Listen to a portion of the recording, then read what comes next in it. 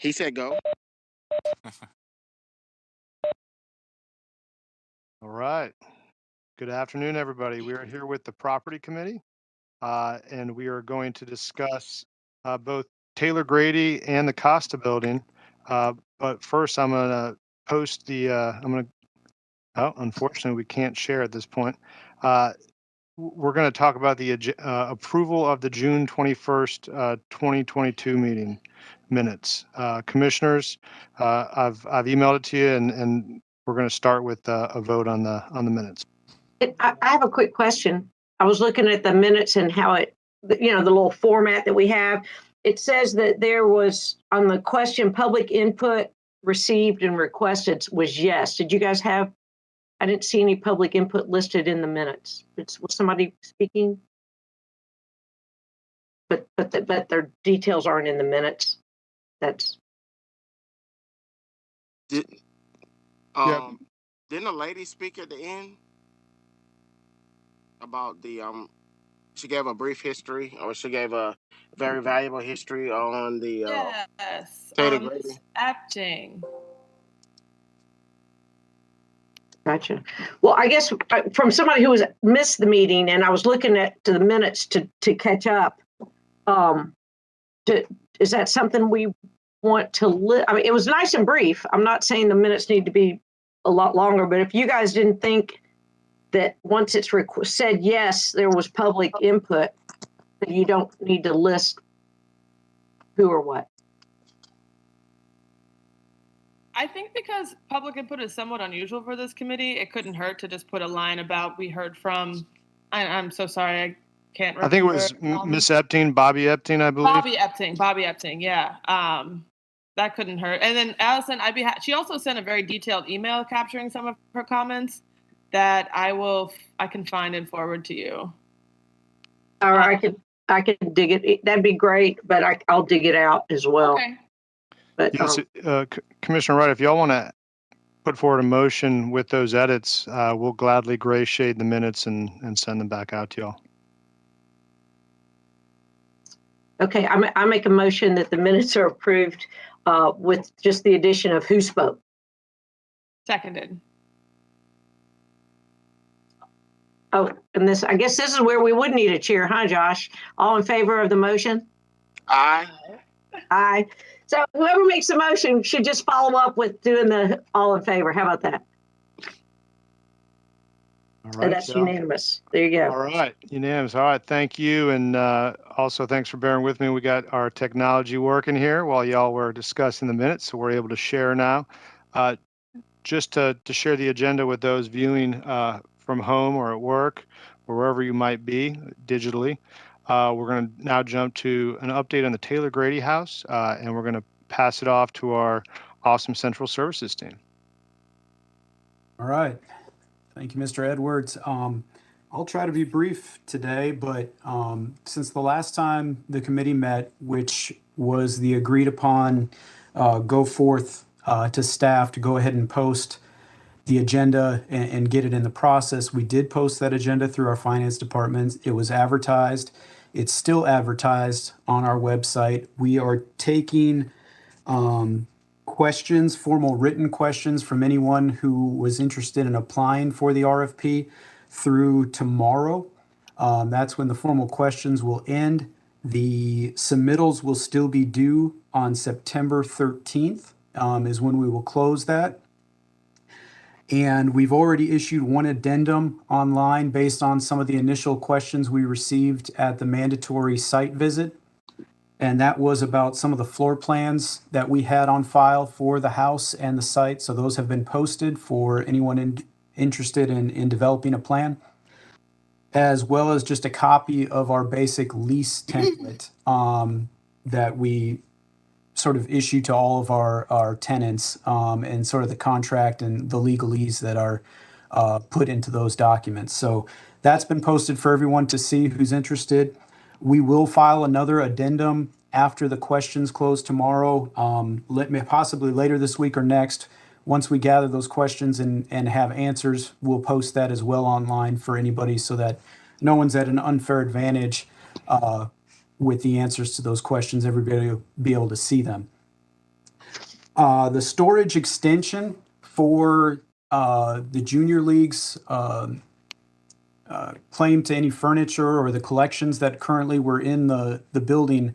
The junior league's lease obviously is ended as of June 30th. The furniture and some of the collections are still in the house.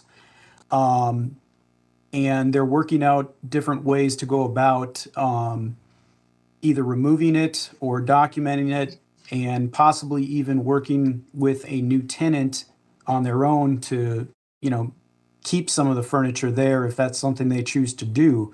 The mayor and commission formally approved a third extension for that, which basically will allow the furniture to be stored in the building until the sooner of either a recommendation by the property committee for a new tenant or November 18th, whichever comes first. And then finally, the site visit that took place on August 9th had a pretty good turnout. A number of individuals showed up, a number of groups anyway that we could see. And we were there for about an hour, I would say, and we toured the facility, went over some basic questions and guidelines on the procedure. And so that was a mandatory tour. Any of the groups represented there or any of the individuals, they are then allowed to obviously submit a proposal for the RFP. If a group was not represented or an individual did not take part in that site visit, they would not be allowed to submit an RFP, submit for the proposal. So going forward, facilities management staff, Beth Smith's on this meeting. Her staff has been out to the site multiple times. They're going to continue to prepare the site for a new tenant, make any minor repairs that are needed, and any fixes. And I think just one thing that this committee should keep in mind going forward, I don't know if we need an answer today, but eventually when those RFP proposals come in on the 13th, once they have been vetted by our finance department, we need a clear understanding of who the scoring committee will be. Is it going to just be the 3 members of the property committee? Is it going to involve any staff or anybody else? That's just a decision that you all as a committee need to sort of make so that we have that ready to go when we're getting ready to grade the proposals. And that should be it.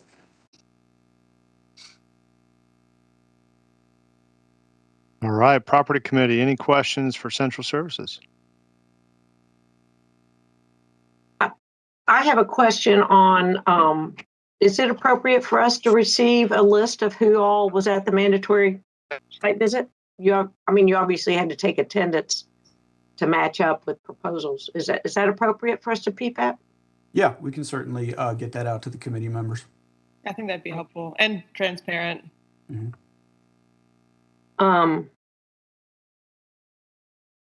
Yeah. Any other questions? Sounds like you've got it covered to me. All right, so just as a follow-up, what we'll do as staff is we'll figure out how much time we need for turnaround, and we'll try to line up y'all's next property committee meeting to be one where you could begin your review and discussion. So, just to follow up on Gavin's question, what do you all think in terms of the criteria, who will be voting on scores of the criteria? So effectively, who the selection committee should be? The scoring committee, I feel like it should be more than just the 3 of us, but I'm not sure how to pinpoint the other. Would the mayor have some insight since he set up this ad hoc committee?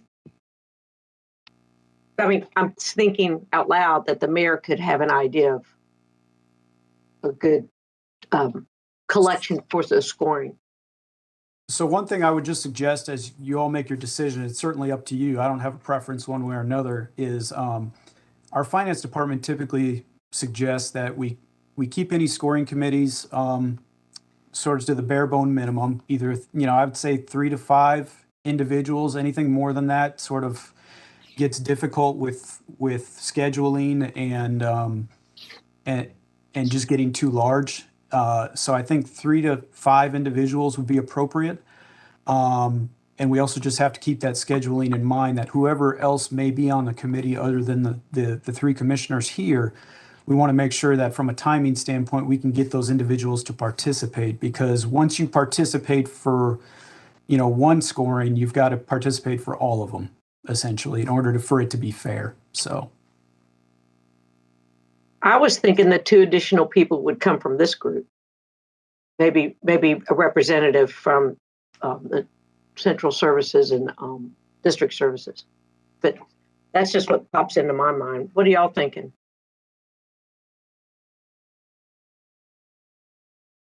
Do we?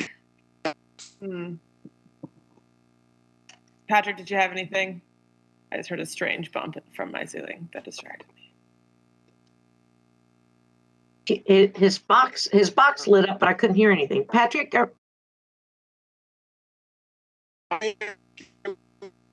we can't. You're breaking up. I can't hear you. Can anybody else? Patrick, may have lost him. Commissioner Davenport, you could also try logging off and just calling in on the number as well, and that might result in better service. You could also switch it to, while you're on the app, it'll switch it to cell audio. So it'll call your phone, but you'll still be able to see us.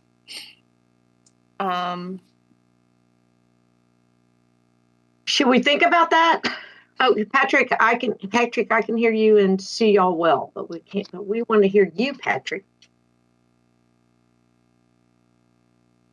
So we would need to know the scoring committee, who's on it for our next meeting, because we're going to begin that then. Yeah, that's the goal. I don't think we'll meet prior to that as a property committee.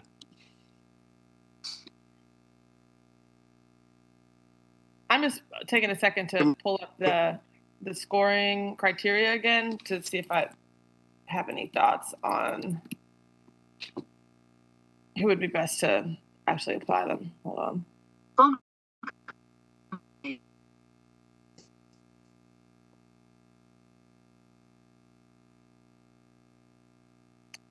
Patrick, we still can't hear you. Do you hear that? Barely.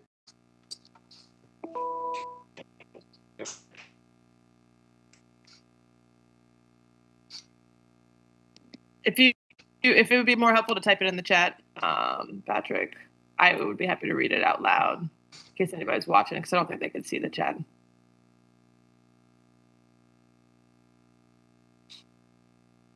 All right, so Commissioner Parker, did you want to talk through the criteria? Is that what you're interested in doing next? Yeah, I was just gonna review it honestly to see if anything jumped out to me as someone with particular perspective that would be helpful to be represented on that, but it's just taking me a second to find it in my email. Here, I'll go ahead and put it on the screen for everybody. Oh yeah, that'd be great.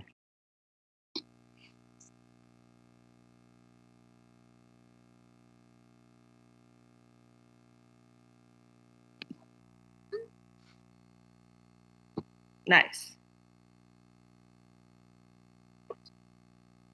All right, Kevin, I don't know if you want to just give a high-level overview of the criteria for everyone who's watching from home real quick. Sure. So the criteria is sort of set in stone. I mean, regardless of who's going to be on the scoring committee, the criteria stays the same, and the weighting and the points stay the same. So we've sort of got, for the first round anyway, 5 different criteria. The understanding of the project, which is basically making sure that they've submitted all the criteria that we requested them to submit, sort of dotted all the I's, crossed all the T's, and that they've acknowledged any of the scope of work within the document that we've said, okay, this is what we're looking for. And so that's sort of the big one. That's 35 points. The project team, which basically is, who is the group or organization that is submitting this document, and what staff are they bringing to the project. And that goes into then letter C, which is your qualifications and experience. It's not just that you have an organization that's affiliated with a certain, let's just say, special events. It's also how large is your experience, or what is your experience with holding special events or holding some sort of a establishment like this? Then we've got any of the references and projects from the past. What were the examples that they gave us to sort of research? And then finally, whether or not there is a deal made with the Junior League about the existing collection, that was not a requirement. What is a requirement, though, is what is the type of furniture or setup that you're going to provide in this facility, regardless of whether it's what's there right now or if it's stuff you're bringing in. How does that rate in your proposal? So those are the initial criteria. If we go forth with a short listing of the first round of firms or submittals, there would be an interview process thereafter, but we'd worry about that with a short listing of the firms afterwards. Mm-hmm. Thank you.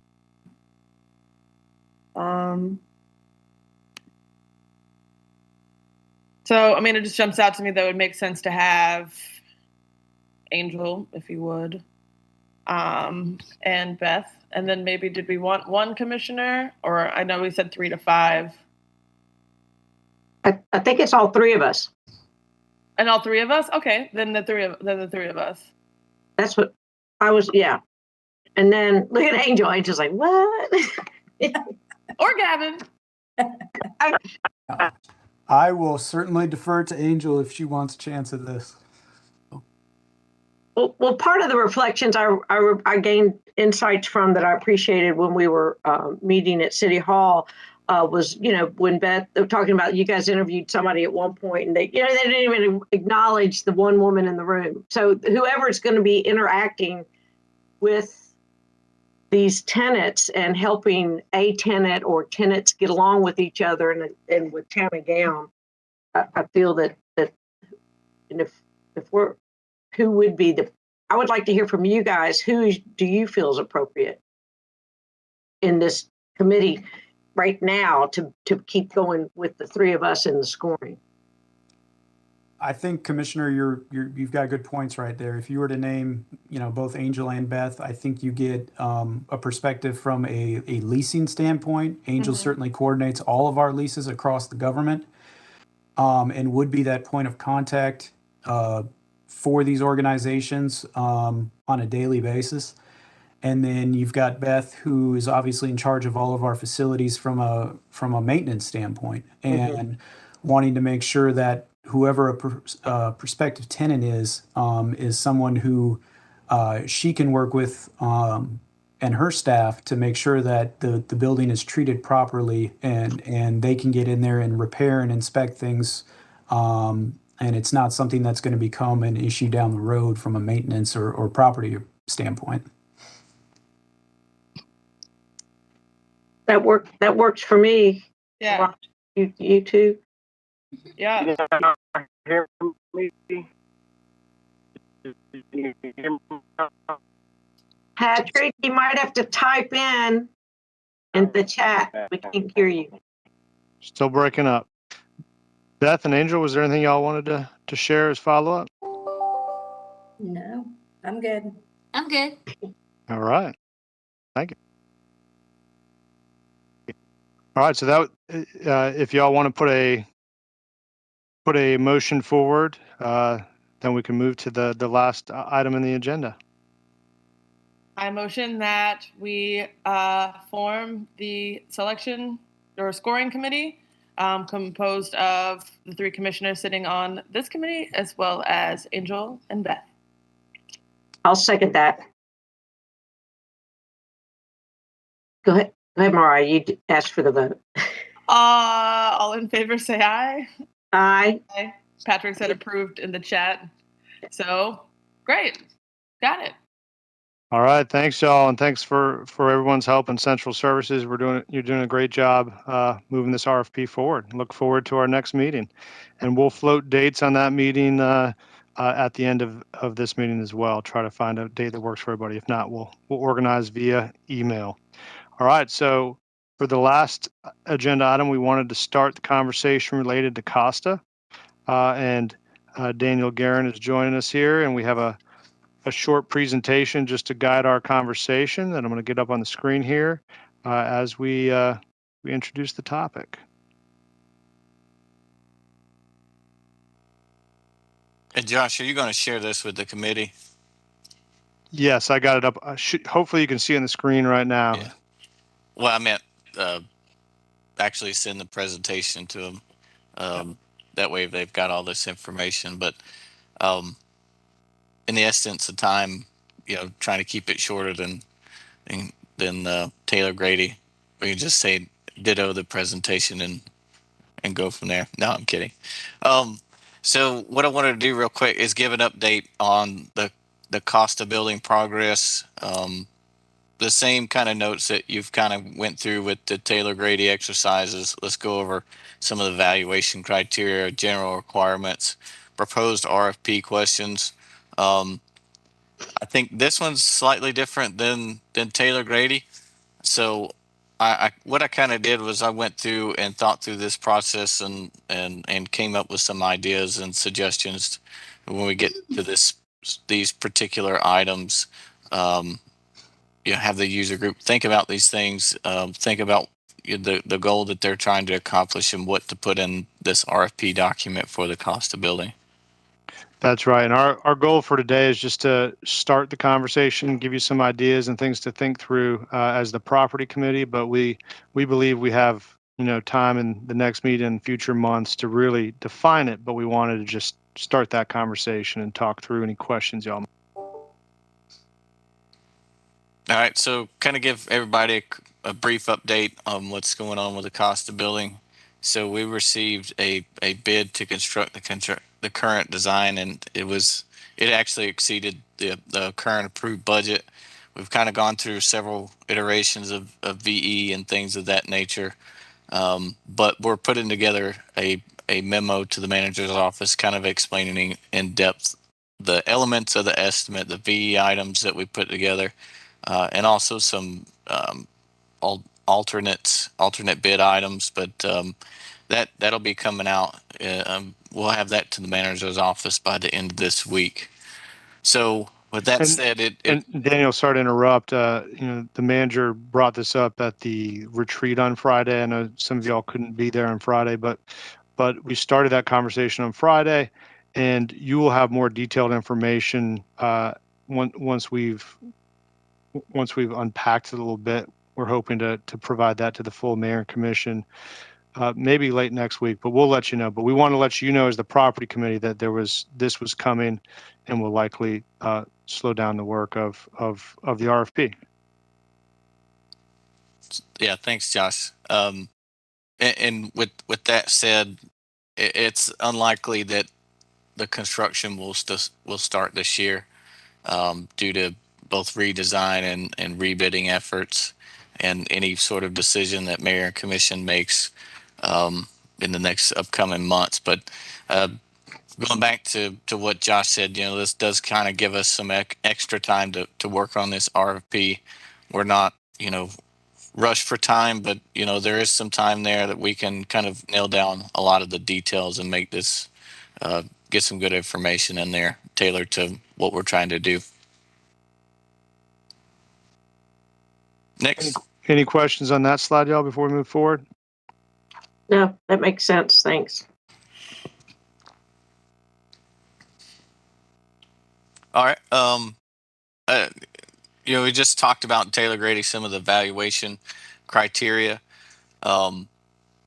These are some of the things I put together that could be potential key elements for that evaluation criteria. Expected tenant duration, fit out, services or benefits to the community, ability to meet the general conditions, and presentation content, understanding the project, and financial stability. I think there was some talk about economic development or museums or other entities that would fit within that economic development, maybe minority business owners, things of that nature, where they could, the presentees could put together some information about this other particular entity would be a nice place to share this space with, because it make it more of a collaborative effort on our part. So I'll talk a little bit about that here in just a little bit, but just some certain things to think about in terms of criteria. And so what we would consider to be next steps as the property committee would be to have a brainstorming like we did for Taylor Grady at one of y'all's meetings, and for y'all to really kind of put on paper how you would like us to approach the RFP. We'd develop a draft, we'd bring it back at a following meeting, and we'd continue to refine that. I think one question I would have for y'all when we're at that point is, in the strategic plan, we mentioned staff, having a presence, specifically, economic development in Costa. One question I would have for y'all when we get there is, are y'all interested in having staff go through the process as well, or is this something that we could dedicate some space to staff and staff wouldn't go through the process? Not asking for an answer today, but that's just something I think at that point we're going to be bringing forward to y'all for clarity. And you've got the Taylor Grady template, so I mean, these are just some additional things to think about. There's no reason why we should reinvent the wheel, but I think there's some other areas of consideration too for this. So Josh, if you want to move on to that one, there are some general requirements. Yeah, most of the stuff is in Taylor Grady's RFP. But there was hit a few of the highlights, diversity training, previous financial records. But the user or the committee would have to go back and say, well, how far back do we want these records? If they don't met that minimum year requested number, what's the criteria for that particular business? And then also look at what their current workload is and their future projected workload. Business model wise, who are the people that are going to be occupying this space, their experience, very similar to what is in the qualifications and experience criteria that's in Taylor Grady. And then again, something to kind of tailor this to is if they don't offer professional services, what are some of the criteria for entities that don't have professional services? Say a museum, for instance, or art gallery, something like that. So just kind of pointing that out there, because I know there've been talks about doing that. Just something to kind of keep in the back of your mind. So Daniel, just for clarity there, are you saying, operating impacts to ACC Gov potentially if we have tenants and we need to supply some level of professional services? Is that what you're saying, or could you give an example? Are you talking about in terms of the business model? It's more or less that, what are their qualifications, and do you have employee resumes? What are the projects that you've done in the past? It's more or less of their business resume, very similar to what they're asking for in Taylor Grady. Now, in terms of if you get it more into financial records, you kind of looking for somebody that does have a viable monetary income that's going to support themselves, and if they do need additional support, what is that going to look like? And I think that's kind of the questions that I'm alluding to on the following slide. Is kind of, do we put together this questionnaire to try to get some of that similar type of information? As if you are a company or a business coming in here that does rely on subsidized rent, or you need assistance with fit out, what is, and you do offer community services, what are those services, and what's that, how does that rent, that subsidized rent, what are you, when you're giving back to the community, is that kind of offset the subsidized rent? I think is what I'm getting at. Yes, Commissioner Wright. Yeah, isn't Don't we have that built in now to all of our leases, the community benefits, isn't it community benefits application? We have a document for each tenant. What, am I saying that right? Community benefits? Yep, CBA. Mm-hmm.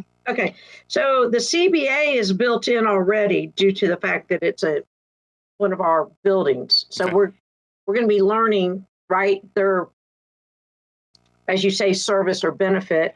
And off the top of my head, I think that an ACC Gov entity would also need to fulfill that paperwork out to help us learn the benefits of one of our department branches being in that location.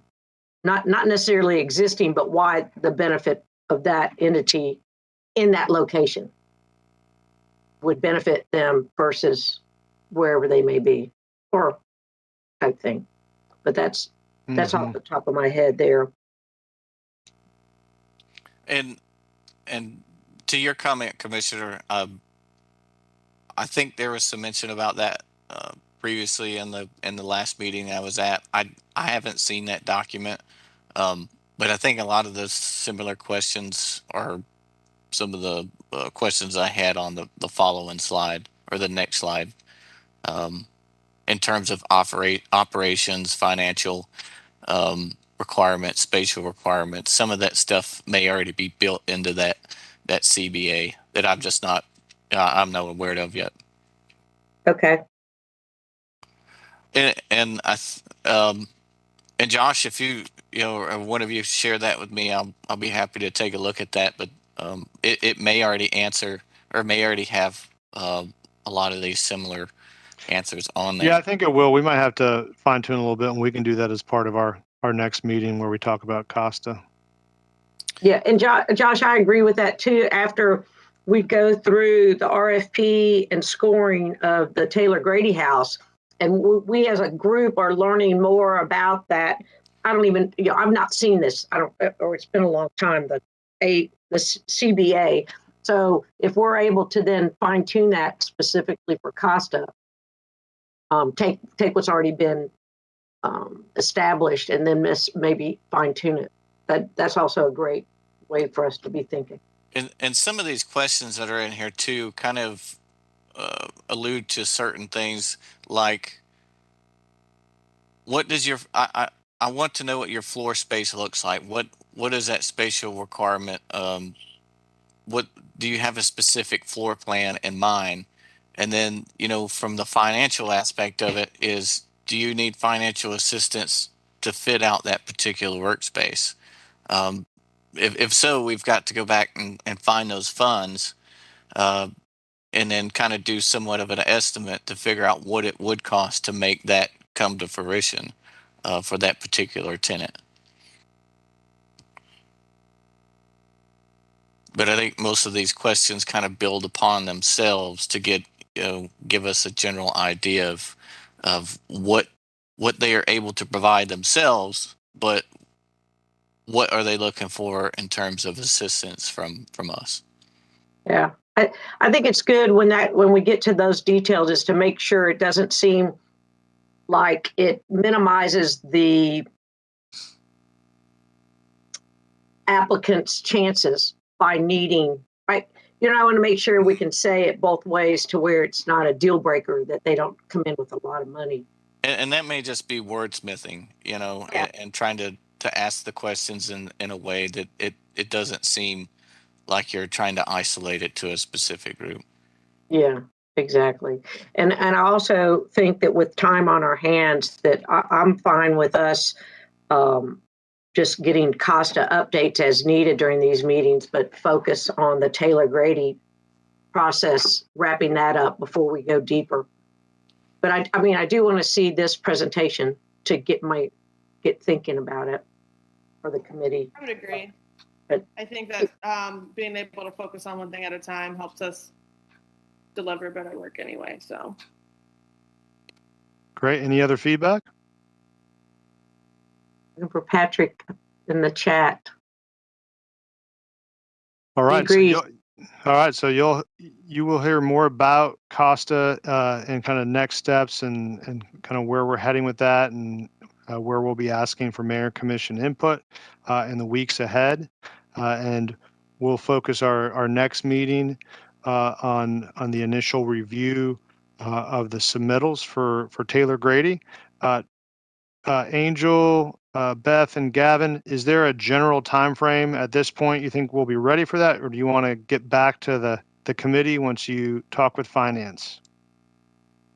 I would say, Manager Edwards, that, I mean, it's first going to close on the 13th. Realistically, I would plan at least 2 weeks for finance to do their thing, depending on the number of proposals that we get. So I would say first looking at late September, early October for the committee to meet again. Sounds good. And then you'll send us a list of who, because that'll give us an idea too, just a list of, I mean, when you say the volume of people who turn it in, just interesting to see who's already. Yes, I'll send a follow-up email, Commissioner, with that list as well as the presentation that Daniel gave, and we can go from there.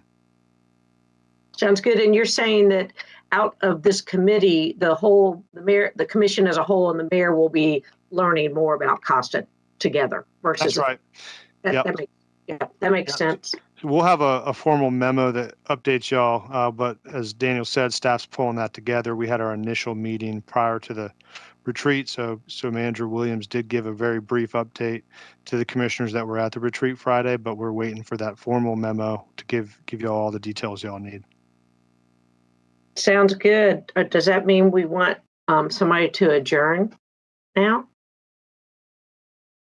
Well, Patrick, I'll go for it. I make a motion, we adjourn. Second it. All in favor of adjourning? Aye. Aye. Aye. Patrick's got a thumbs up. Daniel's chiming in. He who had the last PowerPoint out. Okay, thanks, everybody. Thanks. Thank Have you. a great afternoon, everybody. Thank you. Thank you.